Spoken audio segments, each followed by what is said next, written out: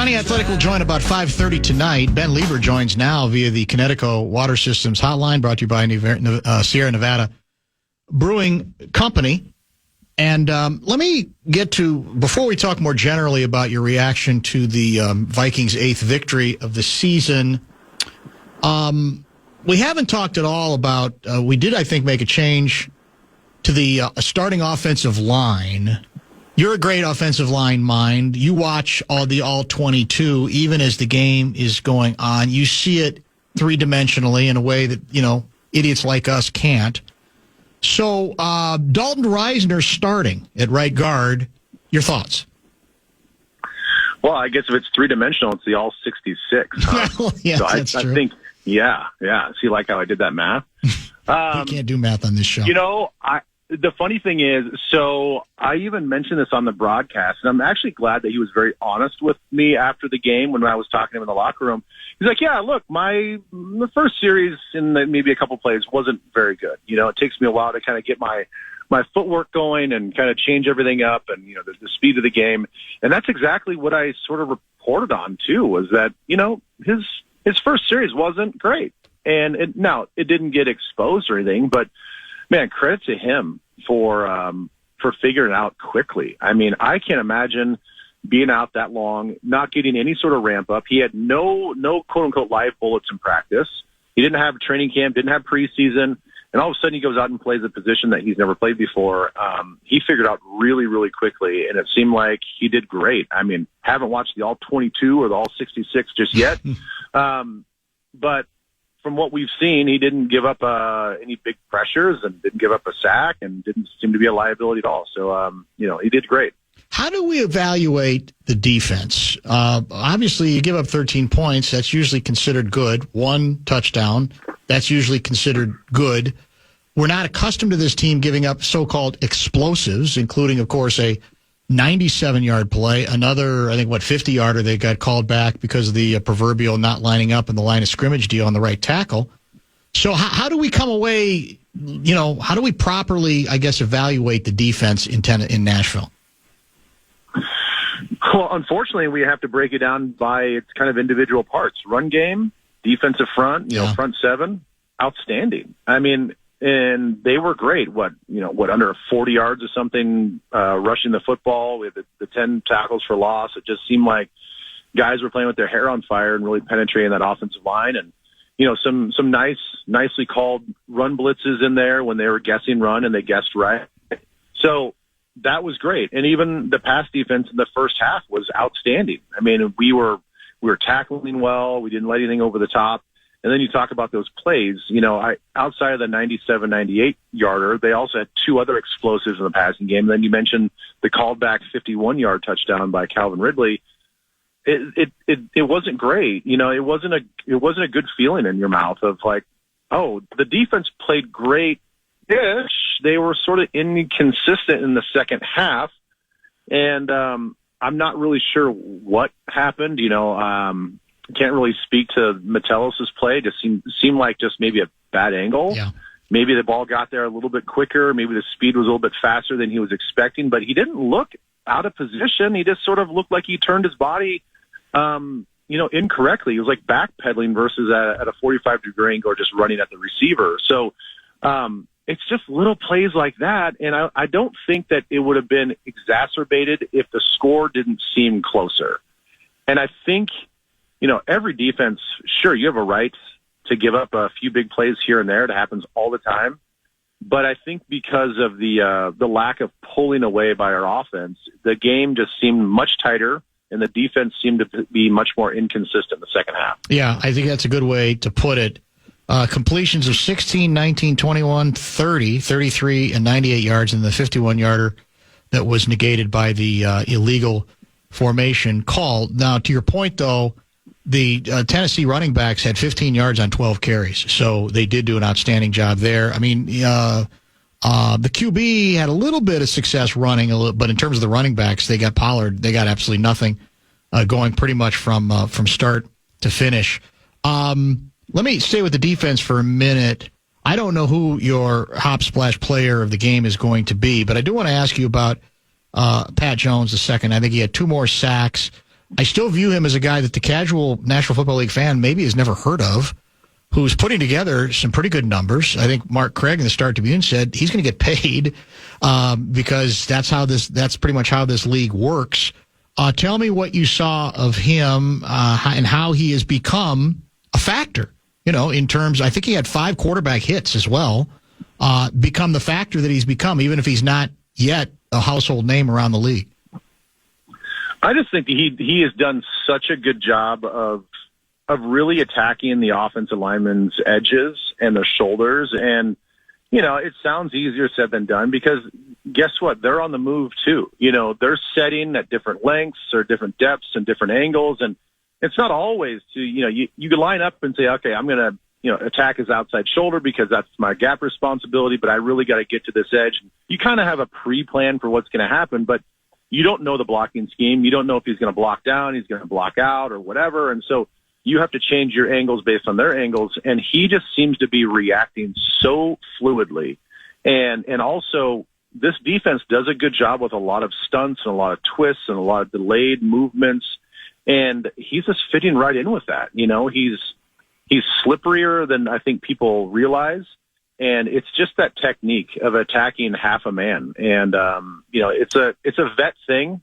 Some guys are just sort of natural at it. It seemed like for him, talking to him early in the season, it sounds like he's really put a lot of work in with film and everything in the off season to really just kind of hone his craft. And that you're watching a guy that is working at honing his craft. And maybe it wasn't natural to him when he first started, but man, he's really worked his butt off and it's paying off. Let's stay with the defense for at least one other question. And I know, the bit is we're supposed to live in the present. We're now 10 games into the season, and we're not supposed to be thinking about, well, what might we be dealing with next year?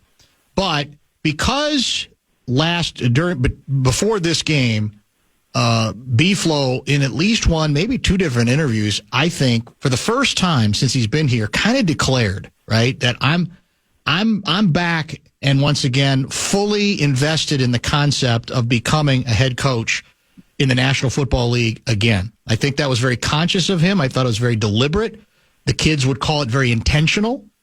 And I'm wondering, as a guy who's been around this team, who is around this team a lot and gotten to know him a little bit, whether it's almost automatic that if he's going to declare to the degree he does, and we're going to have a little bit more time between whatever the legal stuff has been, that he went through in the Miami saga, the way it played out, that it's going to be pretty shocking to believe that this offseason the Vikings are going to be able to keep him here for another year. What do you think?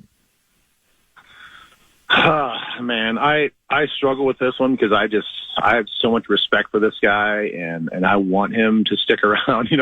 I really want him to fall in love with where his kids go to school, and I want him to fall in love with the Twin Cities and the organization and be like, you know what? I'm still a young guy and I'm going to get a head coaching opportunity. And I keep proving myself over and over again that I need another shot.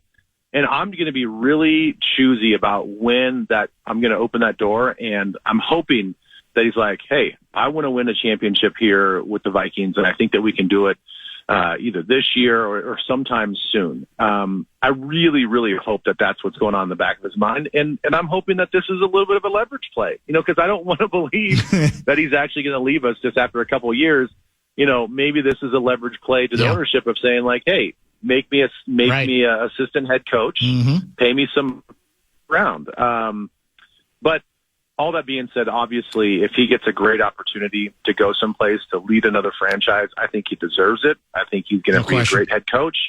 And I'm excited to see where he might end up. Well, it's every time his name comes up, when I'm talking with Seifert or Gessling, or now you, one of the things everybody seems to agree on is that he has become, beyond just the defensive coordinator work, a tremendous sounding board and asset for the head coach who does lean on him, and that they talk about all kinds of stuff that perhaps we don't even are privy to. We're not aware of that's become part of the value beyond what he's been able to do, sort of reinventing this defense. Well, yeah, you can sort of see the relationship seems very natural. Obviously, a lot of respect between the two, and it seems like KOC really trusts him to say like, hey, this is your defense. Take it over. I'm letting you just kind of do what you want to do. And obviously that's gone all the way upstream to the front office and the GM. I mean, it sounds like he's literally handpicked a number of the free agents and at least had a heavy hand in the decision making of like, okay, I really like this guy. This guy's going to fit my scheme. Here's a guy, an undrafted guy out of Cincinnati that I think would fit really well as far as a linebacker goes. And, he really has put his fingerprint on this defense and the organization in a short amount of time, which leads you to believe that they trust you and he knows what he's talking about. So all that being said, yes, I can see why he's a valuable asset to KOC just to sit down on a Monday night as they're getting ready for Tuesday, big time install and say, hey, I'm thinking about this concept. And if, what am I not thinking about correctly, or what can I tweak, or where's the vulnerabilities? They can have those real football-y type of, those conversations, and he trusts everything that comes out of his mouth. Where do we fit this, we as in the Vikings at this point, sitting at 8-2, gaudy record, obviously. Where do we sit in your mind in the NFC pecking order?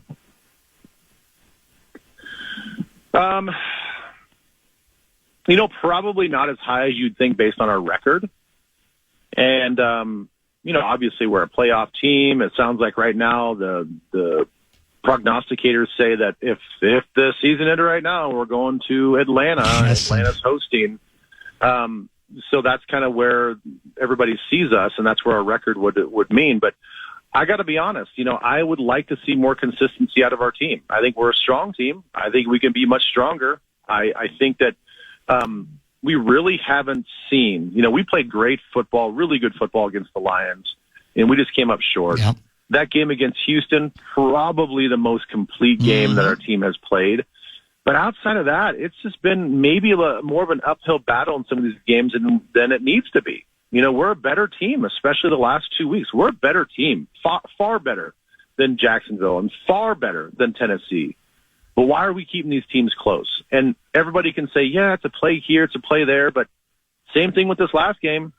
Hey, man, they kind of had us on the ropes. And if the referees weren't being very sensitive in this game, then we could have been a situation where we're losing that football game, and we need something big time to happen down the stretch, because there was a lot of calls that went in our favor that I did not think were fair. Well, we in fact we had one of our talking points was the unnecessary roughness call in the end zone that kept that drive alive. Obviously, that was a fourth down play, and Guardsy included what you said from the sidelines, which was very direct, that you did not see that being the right call. And what's interesting about it is, I don't remember who the former ref is who's on the broadcast. He basically said the same thing.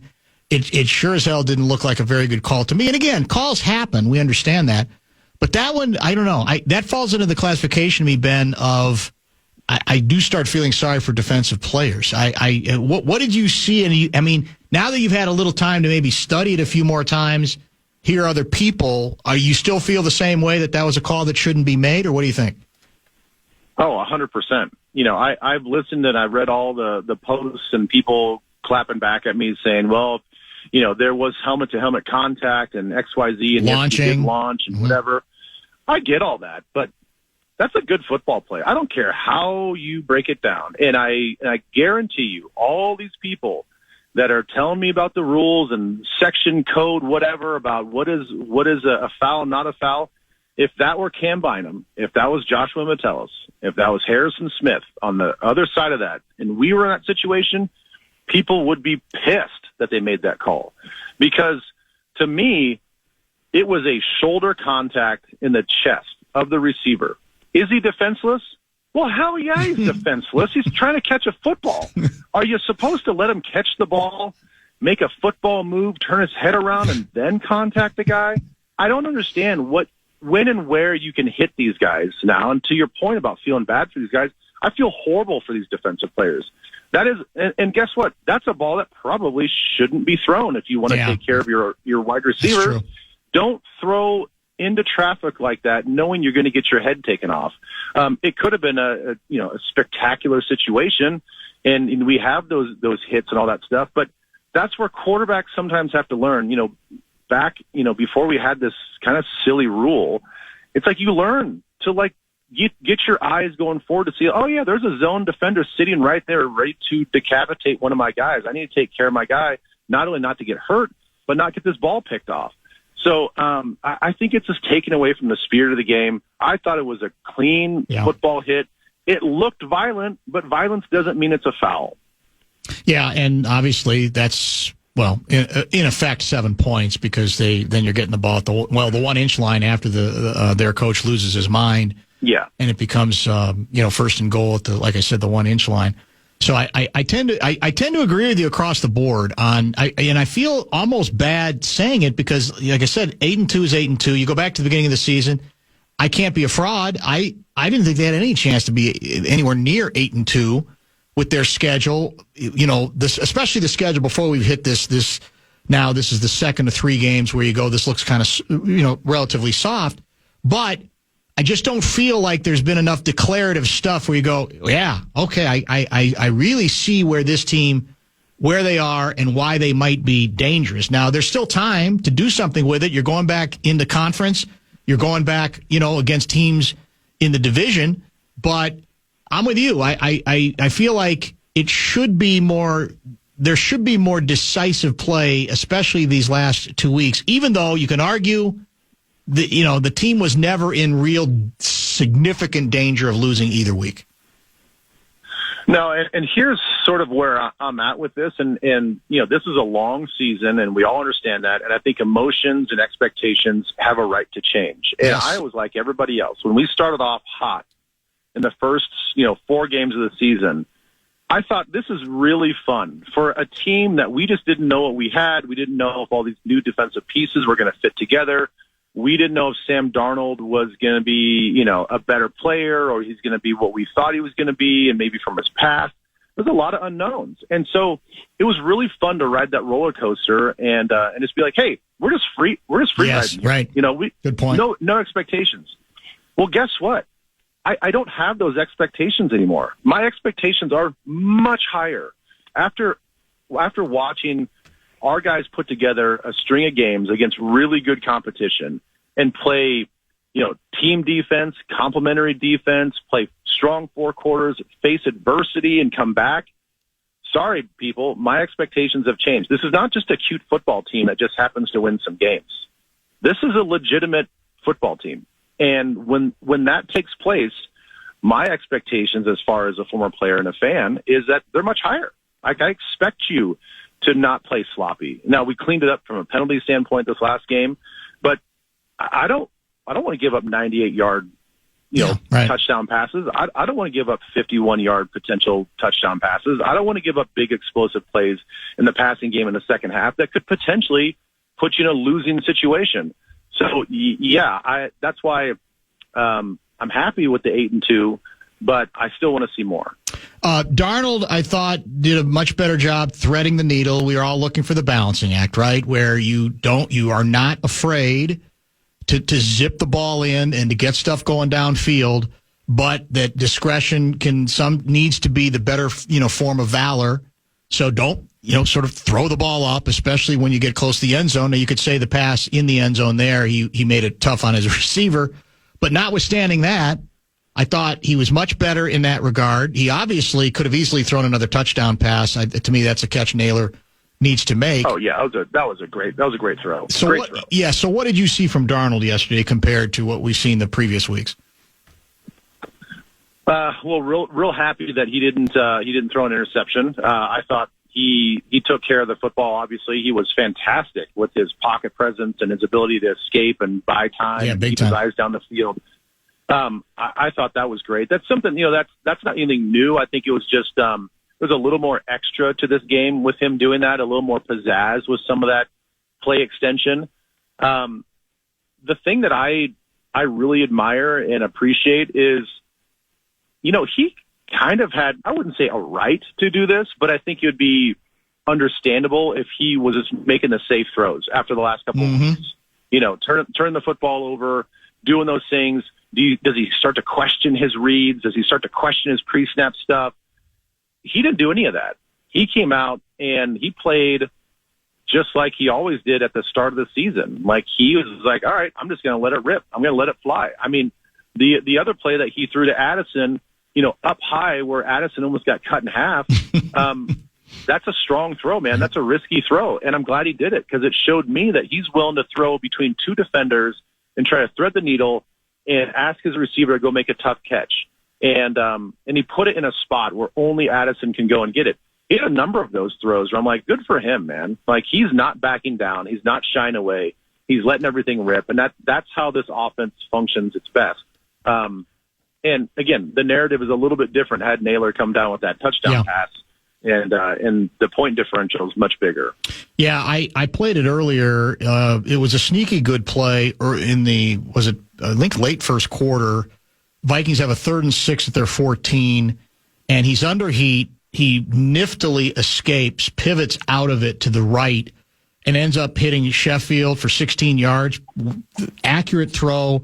Those to me are the underrated important plays, because that kept that drive. In fact, that ended up being a touchdown drive. But if you don't make it, it's already over right before it's begun. And it's a punt, and that's where his mobility has tended to show up again and again. Not just running with it, but keeping the play alive and then still finding a receiver. I thought that was a good example of what you're talking about in terms of mobility. Yeah, was that sort of like the pirouette one where he just kind of spun out? Correct. Yeah, almost kind of ducked his head, and I think he almost ran into one of our own players, maybe Brian O'Neill or something, and had to kind of spin out of it. And that's the thing. He's just improvising and feeling it. And even when he had somewhat of a clean pocket, and he was feeling like, okay, I'm back here for a while. He just knew that he had to get rid of the football. And so there were times where he just chucked it and got rid of it and just said, you know what? Nope, nobody's open. No reason to force anything. I'm just going to make the smart play. I don't need to get blindsided and get the ball knocked out. So I just thought his pocket presence and feel and the timing was really on point yesterday. Sierra Nevada Hop Splash Player of the Game is? The Hop Splash Player of the Game is Josh Oliver. I'm going to go with the tight end that seems to be coming up so big for us the last couple of weeks, last few weeks actually. And here's the other thing that's been kind of I've noticed. I don't have definitive proof. I really think that we operate really, really smoothly with our 12 personnel looks. Just having him on the field. And I know that you're taking off maybe a speedy like Naylor or Sheffield or something like that. But just having Addison and JJ out there with Hawkinson and Oliver seems to me like we do a lot of good stuff out of that package. And we can run the football. He can be there to pass protect. He does such a good job of just kind of check releasing, giving our offensive line some time, giving Sam a chance to throw the ball. And then he's there really just unaccounted for a lot of times when he chip and releases. So I just think that his play continues to evolve, and it needs to be appreciated. Do the Bears scare you at all? I mean, no, but it's like they're down on themselves, and they don't have a lot to feel good about. But again, this is a game where I thought that we were going to have two games preceding this one where we come in and we don't play down to our competition, and we do something similar that the Lions did to the Jaguars. And I'm really hoping that we take this game against Chicago and beat up on them. And who cares if someone says, oh, well, you beat up on the Bears? Like, no, that's what good teams do to bad teams. You beat up on them, and you leave no doubt. I want this to be a no-doubt football game from start to finish. I don't care if it's boring from an analytics standpoint and, you're turning the TV off in the third quarter because it's out of hand. But I just want that good feel in our mouth that we can take a bad team, step on them, and just grind them in the ground. Yeah, they absolutely need a game like that. You're 100% right. Great stuff as always, my friend. Nacho Leber, kind enough to join us. We appreciate the time. We'll talk next week. All right. Thank you. Have a good week. You too. Ben Leber, Nacho Leber, via Twitter with, I think, a lot of good insight and maybe even some stuff for us to react to when we come back. A lot of good texts are coming in. I know Jonny Athletic is anxious to be part of the conversation. We will certainly talk plenty of Vikings with him. We'll get back to the a nice Timberwolves victory last night against the depleted Phoenix Suns as well. Plenty of show yet to come. Vikings have been installed, I believe, as 3.5 point favorites over the Monsters of the Midway. And here's what's interesting. I did the old flip back and forth between Bears-Packers. I'm an NFC North snob. What can I tell you? It's where I live. And obviously Vikings and Tennessee Titans. And here's what struck me about the Bears. I'll be glad to pass this along in more depth to KOC if he wants to meet later in the week. I know he's always looking for insight. Sometimes, you can not see the forest for the trees when you're at TCO. Right. You're too embedded. It might be better to get somebody who's outside all the noise. A fresh look. Yeah. And here's how I came out of it. I came out of it thinking that the Bears' defense is more vulnerable than it was earlier in the season. And now, again, it wasn't like Green Bay scored 40, but I felt like there were, I think part of what's happened to the Bears' defense, I think, is they've gotten kind of beaten down. They've had to be the strength of the team, and they still have some injuries too. And I think all of that is conspiring to where there might be some more vulnerability. But I will add, as pathetic and inept as the Bears offense has been, I think they probably came out of that game feeling a little better about what they're doing. Now, is that all about the new coordinator? I don't know. I doubt it. But what they did do that the Vikings are going to have to pay attention to is they seem to simplify things a bit for the phenom hotshot young quarterback.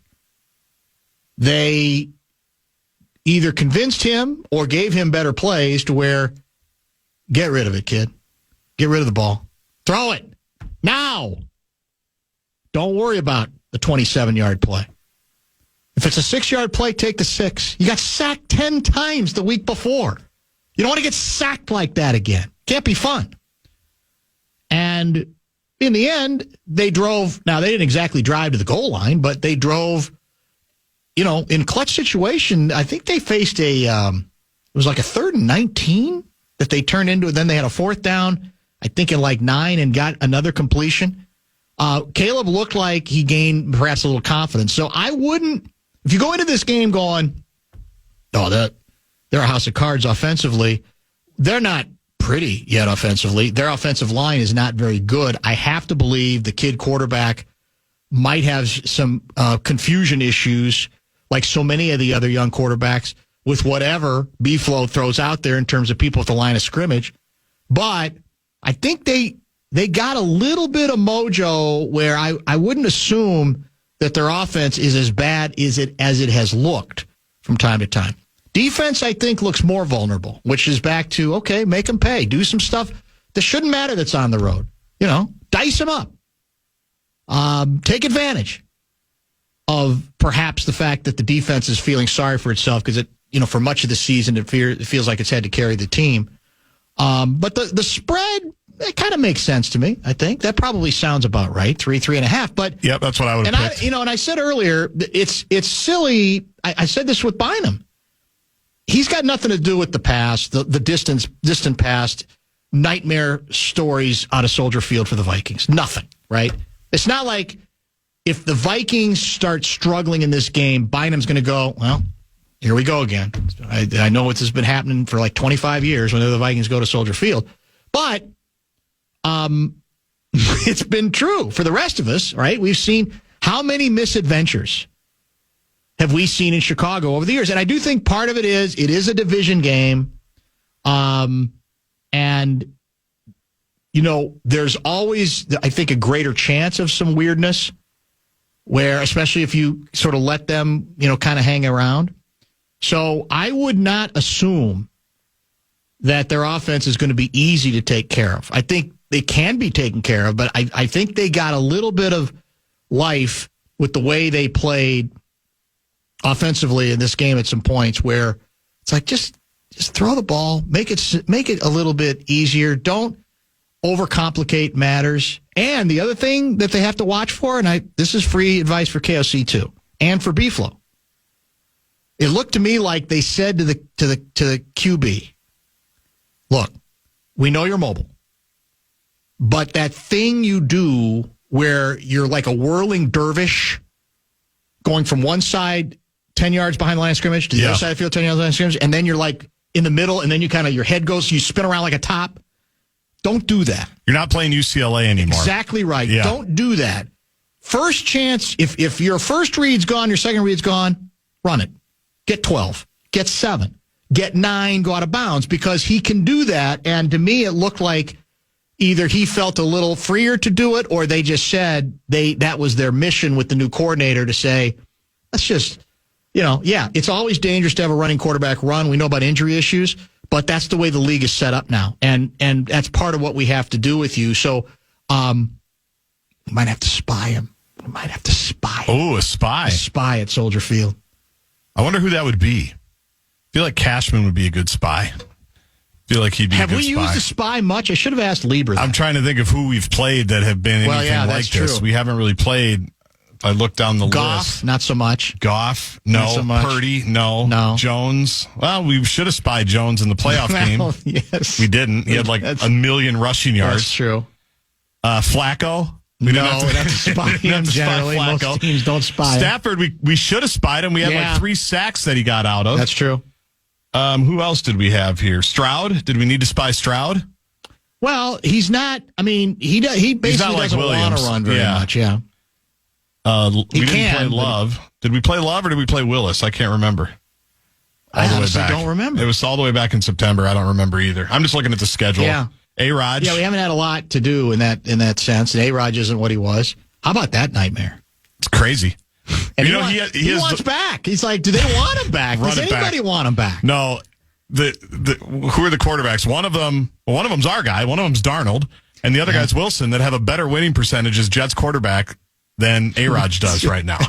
It's a small sample size, but not that small. Did you also see the New York papers being the New York papers? They've already moved on to, okay, what are our options for next year? And did you see one of the names of one of the options? Well, it's got to be Darnold. Kirk Cousins. Oh, Kirk? Really? No, Darnold. I think there's so much baggage and trauma that they don't care that he's like revitalized his career.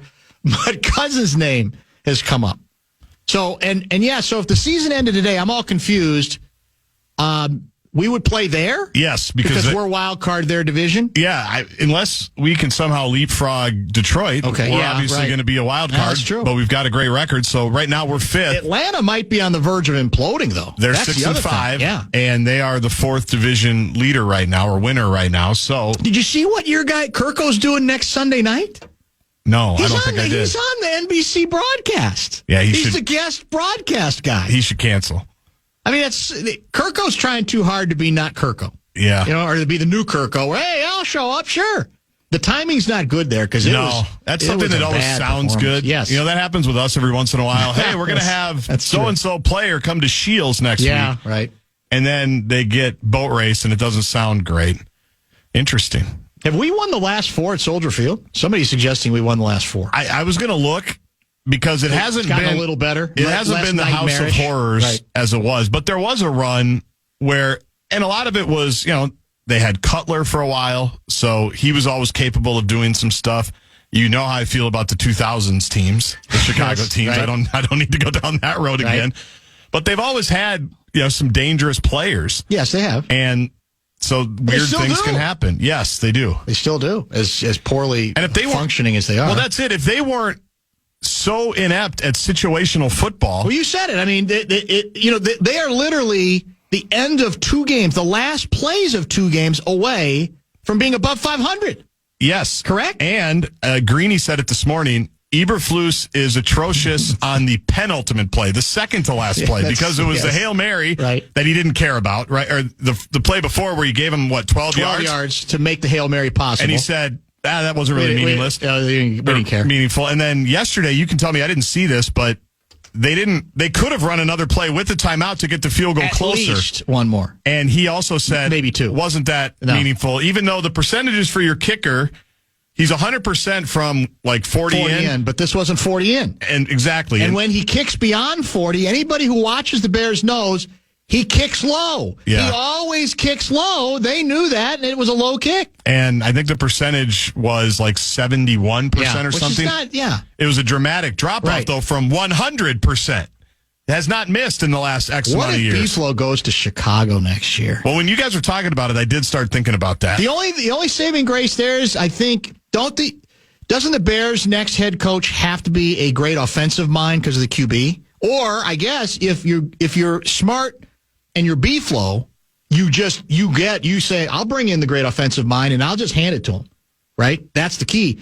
But you got to get a guy who can work with a quarterback. If it's not the head coach, it better be a genius as the offensive coordinator. Yeah, I'm trying to think. Maybe Ben Johnson, the Lions coordinator. Johnson's the logical one. Yeah. But he's going to have his pick of whatever job he wants.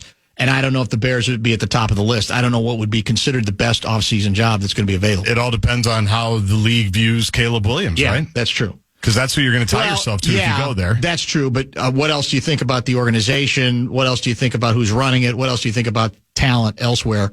But, yeah, they got receivers. They have no offensive line, though. Their offensive line is a mess. Let's chat Jonny Athletic. It is Monday, 5:30, or coming up on 5:30. That means Jonny Athletic time. There will be some Vikings discussion with him, but also I know he was at Target Center last night, or yesterday afternoon, I should say. It was a matinee affair in which the Wolves come from behind late and get the buzzer beater by his new guy. He used to be Cat's guy. Now he's Julius Randle's guy. It's funny how that works. We'll talk to Jonny about that and much more next. It's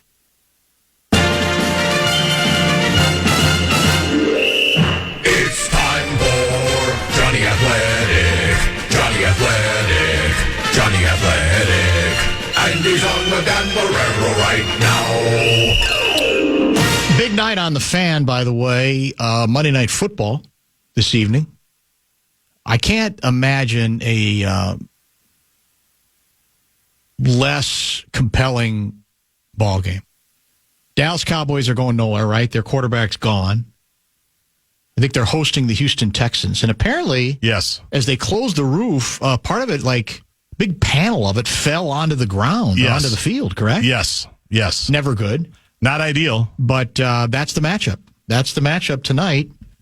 I watched Julius Randle play basketball in that stadium. Did you really? The 2014 Final Four. Is that right? Yeah, AJ and I were there. I remember liking his game a lot back then. Jonny Athletic is with us now. You're the unofficial Wolves historian at this point. Do you have any recollection of a Damian Wilkins buzzer beater versus New Jersey in 2009? Because I couldn't even remember that any of the Wilkinses, including Dominique, played with the Wolves, and I had no recollection of that particular buzzer beater. I do remember it because those were very, very lean years in Wolves land. And so you're always looking for something to, turn the tide of writing another story about how bad they are. And Damian was like one of the veteran guys who certainly on his last legs when he came in that came into those teams, and he did it. That team won, I think it was, 15 games or 24, whichever one it was, those back-to-back years. So those were some really, really lean years in the David Kahn era. But Wilkins, peach of a guy, awesome dude. And he had his little moment there. And I remember talking to him after the game because, he's this journeyman. He was really good in college, but here's finally a chance for him to do what he kind of always dreamed of. And so that's what we wrote the story about. But yes, I do remember that shot because it was just so improbable and unlikely that the Wolves would win any game and that Damian Wilkins would be the one to do it. Now, was Rambis coaching then? And was that him calling during a timeout, drawing up the perfect miracle play to buzzer beater to win it? So I don't remember the play. I'd have to go back and try and find it. But yeah, that was Rambis. And I would imagine, I remember Brian Cardinal told me something at the end of one of the Rambis years. There was always this controversy about, Rambis would run the triangle offense, but David Kahn would always say, we're not running the triangle. We just won't do it. There's no way. And Brian Cardinal said at the end of the season, he's like, "Oh, we ran the triangle sometimes, but it was purely by accident." And so I think that was probably what happened on that play. Is maybe they ran the triangle accidentally and it actually worked. Oh, that's I'd have to see it, but I don't think it was drawn up for Damien. It was. Yeah. Okay. You want some nuggets? Well, here, did you get it? Is that? Go for I think it, I did. It was a season opener on October 28th, right? 95-93. Is that the game? Yes. Yeah. Yes. Johnny Flynn, 18 points, including 8 for 10 good. from the free throw line. How about that? Johnny Flynn was decent before he got hurt. He was actually. We love to joke about it, but he was decent. And putting up some okay numbers. But yeah, I'm just looking at it right now and remembering, they get the game winner, beat the New Jersey Nets, and then they lost 15 in a row right after that. And so the bloom was off the road pretty quickly. So the Wolves were down by 16 with 6:51 left. And I love this. This is from the New York Daily News. After taking a commanding lead against one of the few teams predicted to be as bad as they are, the Nets blew their season opener in grand fashion. Johnny Flynn drove down the right side of the lane, put up a shot that bounded off the rim. The ball was tipped around in the paint before Wilkins picked it up near the left baseline and banked it off the glass as the buzzer sounded. Kurt Rambis' debut. His first game. Amazing. I think they double for Damian Wilkins, 12 and 10. You're right. Didn't the players carry Rambis off on their shoulders? I'm pretty sure. I believe so. I believe. I am sure Rambis was feeling very good about himself in the post-game press conference. Hey, I told you guys. And he tended to do that, stuff. didn't he? Did a lot of that. I'm sure Kahn felt good too. He did a little bit. The starting lineup for that Nets team: Brooke Lopez, Courtney Lee, E. Jean Lon, Devin Harris, and Chris Douglas Roberts. How about that? CDR. We had Brewer, Gomes, Al Jefferson, the Smile, John Flynn, and Damian Wilkins starting. Look at this bench. Brian Cardinal, Kevin Love. Yeah.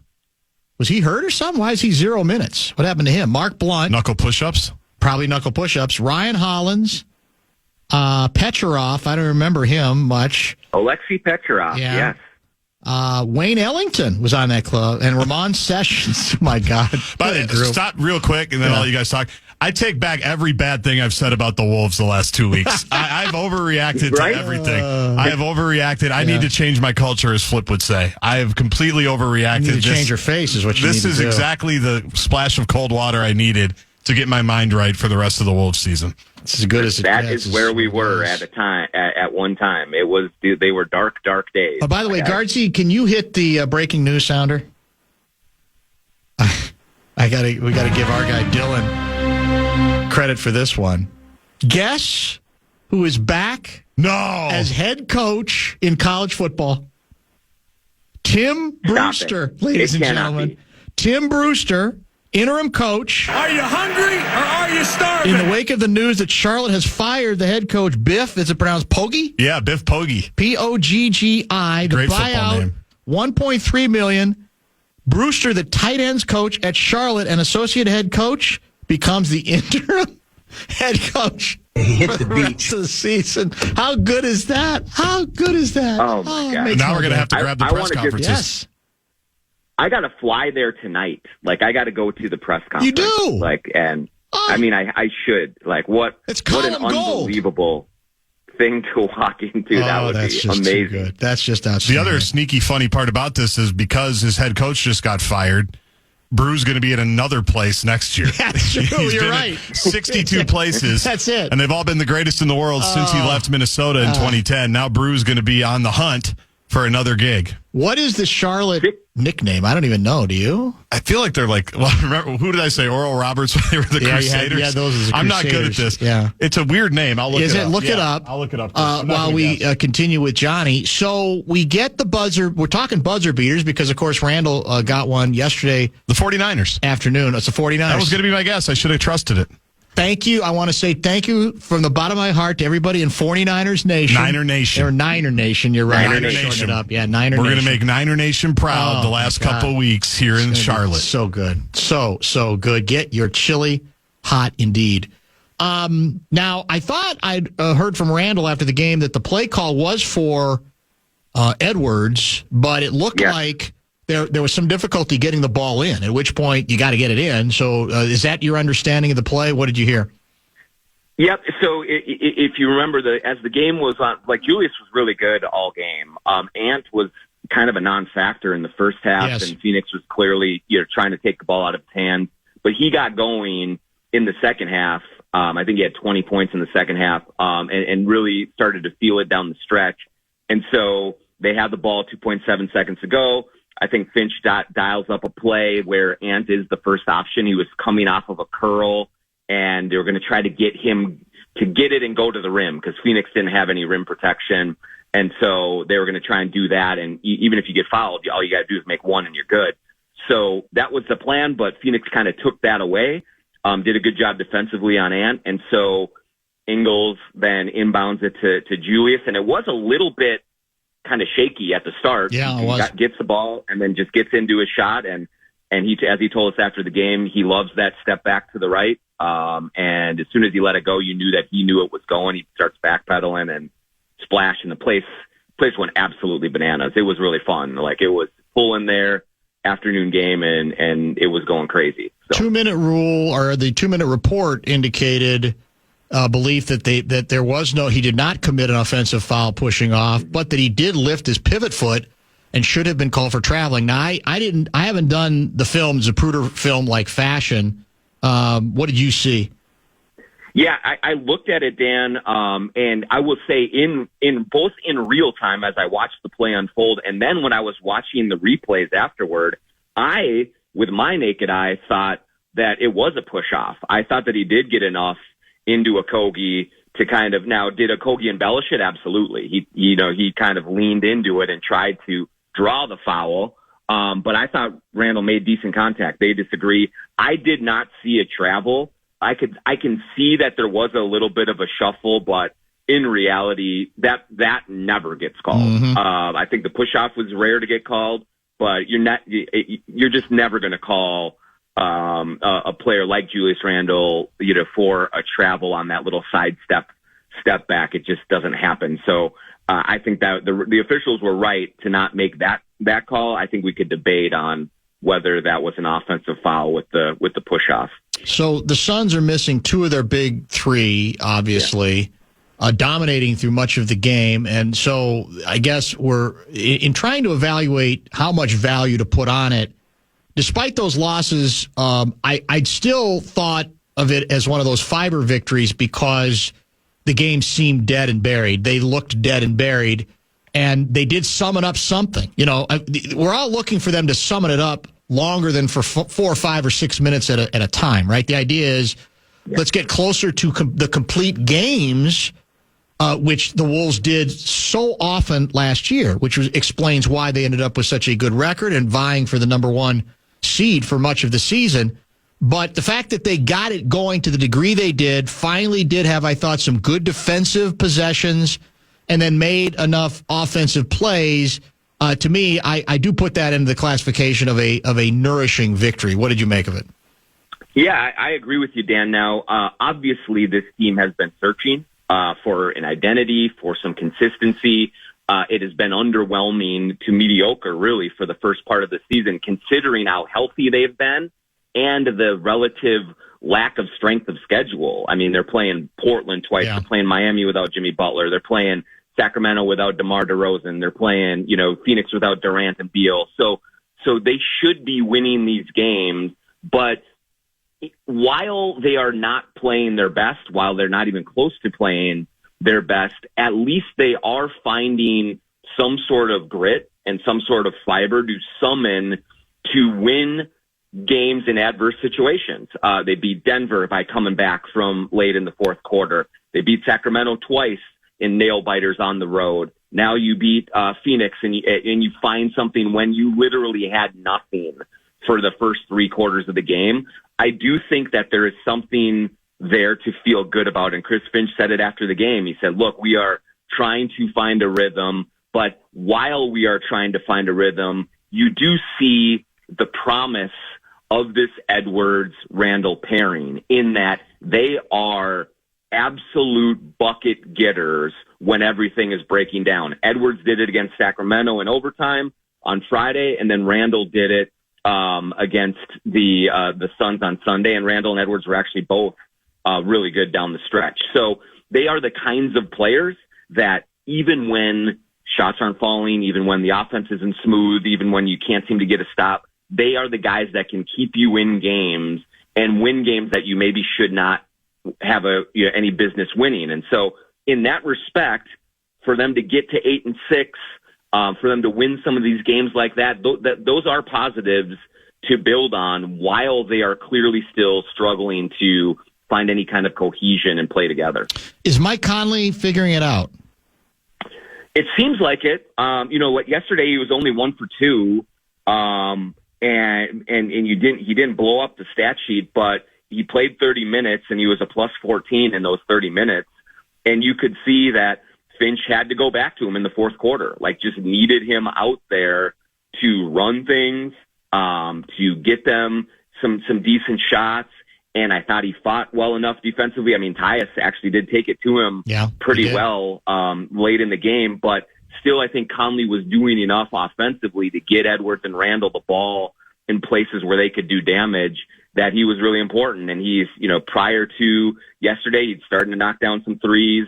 In Sacramento, I thought that he looked great for most of that game and really the closest that he's looked to the player that the Wolves had last year. All season. And so I do think that there are some things starting to come together, and they really need it, Dan, because you can see when he's off the floor or when he's struggling and they don't have that quarterback, they're just not organized offensively, and it can be a real tough watch. Yeah, I mean, we've all talked about early kind of extolling the virtues of having a number of other people who could bring the ball up the court and to a certain extent, you could say initiate the offense, but none of them, I think, are trustworthy enough to do it on a regular basis, in the sense that Conley can when he's going good, right? I still think there's value in that because the rest of them are, they're scorers or they can dribble, but that's still not the same thing as you sort of feel like, okay, the offense is being run. I don't see that with DiVincenzo. He can bring it up. I don't see that with Randall. He can bring it up and he can throw a little bit. But to me, maybe it's a mistake. Even with Nah, I don't view any of them in the same vein as Conley when he's going at his best. That aspect of it. Obviously, there's a lot of things other guys do better offensively than Conley does at this point. But sort of running the engine, I still think he's the guy.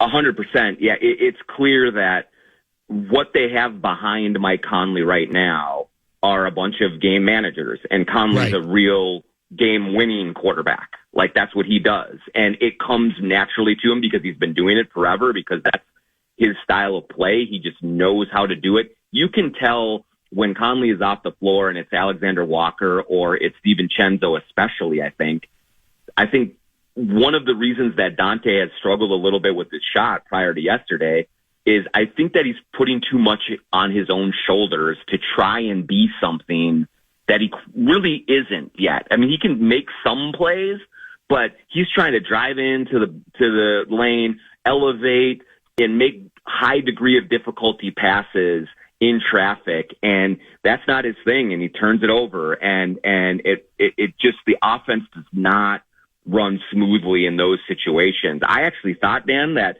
in this very few minutes last night, Rob Dillingham looked different. Like, he looks like a guy who eventually can get to that natural playmaking with some pop, with some zip to it. And, Nikhil and Dante and Julius and the other guys who are trying to do it, Ant even too, like, they have to work hard to get into those situations and have some comfort level with it. But Mike for sure, and I think Rob eventually, are just the natural ball handlers, penetrators, drive and dish guys, and that makes a big difference when you have that on the floor. When you talk to people behind the scenes with the team, do you sense they are committed to getting Dillingham on the court consistently this season? That not necessarily, again, running it all the time, but that to be a component, to be maybe even eventually a rotation member of this team. What are you hearing?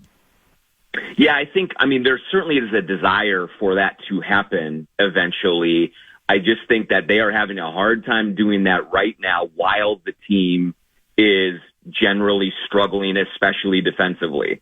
And I think that Chris Finch does not trust yet that a 19-year-old undersized point guard is going to be able to hold up defensively and not make a lot of mental errors on offense, because I think that they generally believe that they don't have a lot of margin for error right now with the way that they are playing, with how sluggish they are in this early going. And so the desire is to get these 8 or 9 guys locked in and playing well, and then you feather Dillingham into a more kind of cohesive environment, and that's when you will be putting him in a position to succeed. I think, Dan, my impression is that Rob's going to really have to sort of grab those minutes. Like when he gets out there, even in the short stints, which are very challenging for a player to get a rhythm quickly, he's just going to have to overwhelm in those minutes and say, look, you cannot take me off the floor. And he's not done that yet, in fairness to Finch, but also in fairness to Rob. That's a tough situation. So I do think as the season progresses, they definitely want to get him out there. They're just trying to kind of build this ecosystem right now so that when he gets out there, it isn't a mess, and that he can get out there and just make plays and go easy. But he's so dynamic that I do want to see him get more time, hopefully, in the next month or so. Are we close to a verdict? In the arbitration? It's the only verdict I ever think about. Absolutely.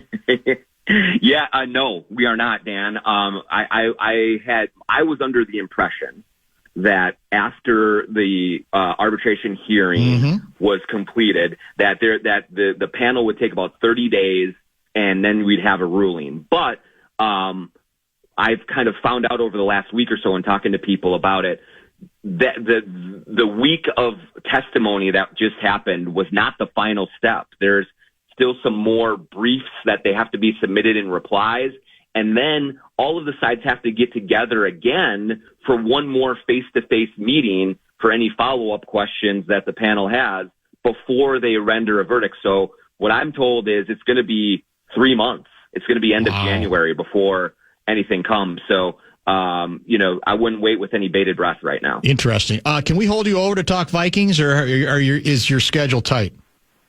No, I can do that. You sure? I mean, I'm not going to put you on the spot. If you say I'm busy, we talk Vikings every week. It was okay to mix it up, but you tell me. I'm all right. When have I ever let you down, Dan? Well, no, that's true. That's undeniable. I just don't. You know me. Last thing I want to do is put you in a precarious position.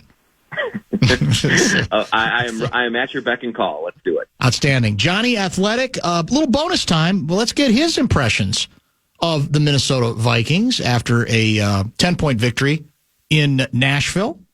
Is he high in the club? The 8-2 record's hard to sneeze at. I'm not overwhelmed. Guardsy's more overwhelmed than I am, I think. I think Leber's more with me. We'll see what Jonny Athletic thinks now. People continue to try really, really too hard to feel better about the 8-2 Vikings, and I think they really do. The suggestion, for example, that maybe we have a coach, just like Mike Tomlin, who just knows how to win games. Tough analogy, given the Tomlin resume. You don't have to, rip KOC for that. Or, how the Kansas City Chiefs look. They don't look very good either. Well, winning Super Bowls as equity might be a difference. And now here's a new one as we bring Jonny Athletic back for a little bonus time to talk some purple. Luke writing in, everyone is Debbie Downing on this 8-2 Vikings squad. Remember the last time the Vikings got a legitimate journeyman quarterback? And record for that season was 12-4. Brett Favre, ladies and gentlemen, all season long. Oh, geez. We heard how the pieces are in place. Childress was no KOC, and I have no doubt in our team's ability this year. That's 3 strikes and you're out. I mean, the Chiefs analogy is terrible. Tomlin analogy is terrible. This one might be the worst of the 3. Appreciate Bradshaw and Brian, everything they've done for the inbox. 100%. Love their loyalty. We're going to have to find something else for you. We're shutting the inbox Johnny, down. Maybe you'll agree. Now, like I said, Leber and I both say pretty much the same thing, which is I'm not as overwhelmed by a team with an 8-2 record as I feel like I should with an 8-2 record. Guardsy, I think, is a little higher than that. Where are you? I will say this. I feel like this 8-2 and this team feels more legitimate than KOC's first team in terms of like the way they got by the hair on their chinny chin chin like every single week, right? And so I do think that this team is built differently, that they are capable of a deeper run maybe than that team was, just given the way that these games have largely played out.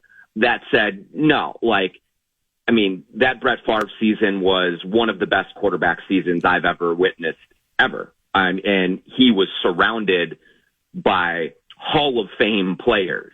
That team was loaded with talent. Maybe you can say despite Childress or whatever, but that team was legitimately great and should have been in the Super Bowl and all those things. We cannot say that about this team. I think that when you look at the rest of the league, it's fairly open, although I think the Lions are clearly a cut above everyone else. But yeah, I like where they're at. Certainly, they have exceeded my expectations by a lot. But am I ready to say that that this should be one of the favorites going into the NFC playoffs? No, I'm not. You definitely have to see a heck of a lot more from this offense, from the defense, from everything before I would be able to make a statement like that. Not a good day, like I said, for the Bradshaw and Brian KFAN text line, which we love, as we just laid out. Here's a new one that just came in. How are your Bears, Dan? Well, they're not very good. And if the best you can do to kind of buttress your case and support your case is to say, well, they're better than your Bears club. Yeah, I know. We'll find out Sunday. But I guess we'll find out Sunday. Yes, little 3.5 points last weekend. They showed a little feistiness, and as Guardsy said, they are literally last plays in 2 different games away from having a winning record. As absurd as that sounds, as poorly run, that head coaching job is going to be open 100%. There's no question that their head coach does not deserve to be a head coach in the National Football League. But you got to come up with better stuff, I would say, than that. That's for sure. Then you got to come back at them with your Hoosiers. Well, that's it. This is a big week, too. I'm building towards it. As we get closer to the end of the week, my plan is to have an IU-related guest every day on the show starting Wednesday. I haven't told Guardsy that yet, but we want somebody Wednesday. We want somebody Thursday. Did Mike Conley go to IU? No, he was Ohio State. We're getting kind of tight. Yeah. Sean Salisbury, was he IU? No. There's not a lot of there's not a lot of IU greatness in the football classification, but this is the week. It's actually a big week for the Gophers, too, because they got Penn State. They got a great opportunity. Yeah. Penn State's ranked, 4th in the country? Yeah. Yes. So I'm assuming we would storm the field if we. Yes, and I'm already accusing James Franklin of tampering with Coy Parrish for his effusive praise. Is that right? Effusive praise of the true freshman. Yeah, he's making plays. He's great. Yeah. True freshman. I know what you're doing, James. You're not. Leave him alone. You're not. He's not fooling you, is what I guess you're saying. Not fooling me. Well, that's the way it is these days, right? It's for true. Pretty much everybody. Yeah, you got to worry about it. Pretty much across the board. I think. Oh, I was talking about this with Leber. So, the defensive coordinator, we'll all agree, has been very good, right? Brian Flores has been a revelation since he got here on several levels. Now, they gave up some long passes yesterday. They're a little concerning, as we talked about with Leber, but overall, it's hard to argue. And in fact, part of the reason the Vikings' own turnovers haven't been a bigger deal over the course of this season is this team has been the best in the league at taking the ball away. So I mentioned, the Bears show is going to be open. There's going to be other openings. Flores has pretty much proclaimed, I'm open for business again, right? For the first time. And a lot of us feel that's pretty conscious of him saying, yeah, I want to jump back into the pool if I get the right offer. So do you see any way, because there's a lot of people here already anticipating that and they're worried about it. I'm talking about that from the inbox or from the text line. And a couple of them are saying, look, you can take care of this. You can make him assistant head coach and the highest paid, assistant coach or coordinator in the history of football. Now, on the other hand, right now, our head coach isn't under contract beyond this season, which is a kind of a complication. Do you see any scenario whereby, because we're all assuming KOC is going to be back, right? That they can find a way to convince B-Flow, don't think about any other job. We're bringing your ass back here. I do think there's a way for sure. I mean, yes, if you pay him and show him the respect that he has earned by doing it, and kind of give him that designation of assistant head coach. And this is a place, let's face it, that he has helped to rebuild kind of his status. I'm not saying he was down and out or anything, but he came in here and he's done really good things. He has been given some quality talent to work with, and he's doing a great job. And so I'm sure there is, and he's definitely said it, but like in his heart of hearts, there's probably a competitive streak in him that he wants to show that he can actually do this as a head coach. What I wonder, Dan, and what I think that actually could be an advantage, unfortunately, to the Vikings is I do think that there are going to be ownership groups that hesitate to bring him in, given the lawsuit that he was involved in. Given, let's be honest, that coaches of color do not get as many opportunities as white coaches in this league or many others, and certainly do not get as many second chances as others do. And so I think that you could convince him that, hey, B-Flow, we love you here. You're supported here. We're going to compensate you well. This is a place that you can thrive. And do you want to go to a place that you can't trust? Again, do you want to go into another situation where you don't know how it's going to end? I think you could definitely lobby and do that, and that might be effective. But, working against them is the Washington head coach is a defensive coach, and he's had success this year. Arizona's coach is a defensive coach. He's had success. True. Houston, it's not everyone is going with just we have to get this offensive mind. There's a real track record of defensive coaches having success. So he may well get another opportunity, pretty soon here. Now, here's another thought I didn't have. With KOC not being under contract next year, do we need to worry about the Bears trying to steal him? Ooh. That's an interesting wrinkle. That could be. I don't think we have to worry about that. And we slide Flo into the head coaching position. Well, I mean, who does he like better? Then we'd be fine. That's true. That'd be the nice consolation. Does KOC like J.J. McCarthy or Caleb Williams? Caleb Williams. Just saying. KOC likes everybody. Yeah, that's true. That's a dumb question. On their quarterback journey. He's told us he loves it here. His family loves it here. Why would he ever leave? By the way, a good on-air production meeting suggestion. I don't know if you saw it. This is the perfect Courtney Cronin week. In all seriousness. You're right. Bears week. Yeah. IU week. Hoosiers She's week. another IU grad. Are you kidding me? We haven't had Cronin on in forever. Can you get like Anthony Thompson? Wasn't he a great player back then? Yeah, very good running back. He's a good running back. Yeah. Randall L. Yeah. Randall L. would be great. Was outstanding. Yeah. I don't know what he's up to. Garci, go for it. You're a producer. Produce. Yeah. We'd like to see a little effort. Yeah. Wheels are turning. I think for him it's because it's Nittany Lions week here in the state of Minnesota. Sure. So he's kind of thinking along those lines. It's also Eastern Illinois trying to week go for 1-0 women's this basketball, week. so I got to think about that. Week. Yeah, that's a good point. But Cronin, of course, slam dunk. Yeah. That's 100%. Yeah. And I mean, I'm sure see if you can beat Nordo to her, okay? I'm sure she's coming in studio tomorrow. That's probably true. Let's be honest. We're not going to beat Nordo. It's a very, very good point. Mm-hmm. Somebody's asking whatever happened to the lawsuit. That's kind of an open question, right? It really hasn't been. In fact, I don't think it's been resolved. Yeah, I think it's. Yeah, it's worth checking. Well, maybe I'll do some due diligence on that tomorrow, but I do not think it's been resolved at all. Didn't Seifert talk about that with us? He did. In fact, I thought he said, he did actually, and because I think we got into this whole subject about how declarative for the first time B-Flow was about being interested, about, okay, I want to be a head coach again. And I thought he said it is a ways off, and that it's more like a private lawsuit matter still than anything that would be going through the courts, at least at this point. So everything's slow, apparently, just like the big Wolves decision, which you say now is a good 3 months off. Wow. Yeah. Yep. The wheels of justice grind slowly, Dan. Yeah, that's the way it works sometimes. Thanks for the extra time today. Always a pleasure, and we will chat next week. Thanks, Johnny.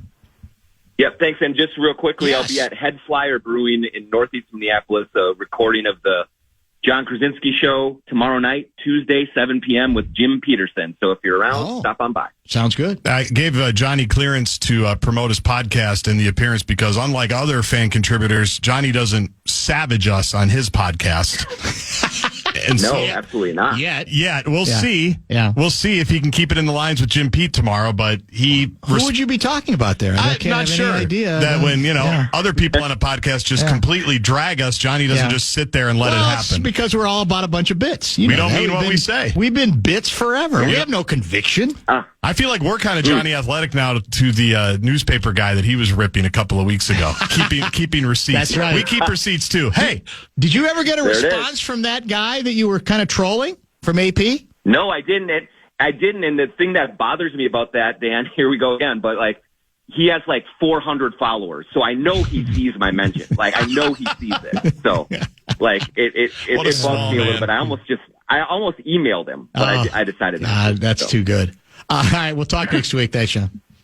That is formerly known as AP Sports Guy. Now he is Jonny Athletic. Let's come back. Maybe we squeeze in one more talking point if we have time. Otherwise, we got plenty left over for tomorrow's show. There's always more good Vikings fodder to get to. Show Wrap is brought to you by American Pressure, commercial grade pressure washer since 1975. It's the Bumper to Bumper Show Wrap. The biggest, I think, revelation revealed, well, that's kind of redundant. The greatest scoop that was revealed on this program between 3 and 6:30 has to be the news that our guy, get your chili hot guy, Tim Brewster, is a head college football coach again. No excuses, no explanations. Do what we do. Let's ride. Life is good sometimes, man. Sometimes the material, it just comes to you. You don't even have to seek it out. It's just handed to you on a silver platter. I didn't even realize he was the tight ends coach, has been tight ends coach at Charlotte. Yep. University of Charlotte. Coach Prime let him go. Oh, that's right. He was in Boulder. That's right. With Coach Prime. So the head coach gets canned. Biff Poggi. And as the interim head coach for at least the rest of this season, and who knows how far beyond, it's our guy once again. Tim Brewster is in the saddle. And great news for all of us. I did look at charlotte49ers.com. They post all of the head coach press conferences. Oh, even so better. It will be a target-rich environment for us. I will be doing some looking tomorrow. So I'm assuming tomorrow will be the introductory. They've got to have something. Got to have something for him, right? Yes. Brew? He's Basement Brew is back. Well, he never left. That's too good. Yeah, he never just blocked all of us, so we never really know what he's up to. That's true. A lot of Vikings chatter today, as one might expect, the day after a ball game. Good stuff with Ben Leber at 4:47. We had also a lot of very good talking points to discuss, and really a couple left over for tomorrow's show as well. We had Cam Bynum early in that 3:10 slot, talking about his own reaction to a defense that, again, only gave up one touchdown, 13 points, but was not particularly, I don't think, enthralled by the number of, what do we call them in the business? Splash plays? Explosives, chunk plays? Explosives. I mean, Will Levis, completions of 16, 19, 21, 30, 33, and 98 yards, and that doesn't count the 51-yard touchdown pass that was called back because the right tackle was not on the line of scrimmage. In addition, you had Bonus Johnny, a lot of Wolves discussion regarding a very nice come-from-behind victory at home against the injury-riddled, but nevertheless still Phoenix Suns, and still a game that looked like it was lost. And that's one of those games where you go, well, they went out and got that one. That game was gone. Mm-hmm. And part of being a good team, I think, is stealing games like that. Now, a bigger part of being a good team is not laying an egg twice in a row to Portland. Their record is not what it should be at this young point of the season. But a nice victory nevertheless, and then eventually we did get to Vikings. And I thought a fascinating Wolves revelation that those waiting, including A-Rod, probably on the big ownership announcement on the arbitration deal, has got a lot more waiting to do because his people are telling him, his sources are saying, it's probably going to be January or even a little later before there's an actual ruling that there's still more steps than we had been led to believe early in this process. Nice win over Sac, by the way, on Friday night, too, right? That's also true. Well, a game they blew. Yeah. And then they got it back. I love De'Aaron Fox so much. Was absurd. I just love that guy. But Edwards in the fourth quarter and especially overtime was very good. Conley had his kind of a breakout, vindication game also through much of the first half of that one as well. Vikings Rewind. Oh, by the way, we're supposed to get Mike Conley maybe later this week. Is that correct? We think Wednesday. Vikings Rewind's coming up, and then it is Monday Night Football. The Dallas Cowboys hosting the Houston Texans. Tomorrow, the Tuesday regulars will be part of the fun. Kevin Seifert in studio. Much more on the Vikings and Luigi as well. We'll talk to you at 3. If you're going bear hunting, you better be prepared to go get the bear.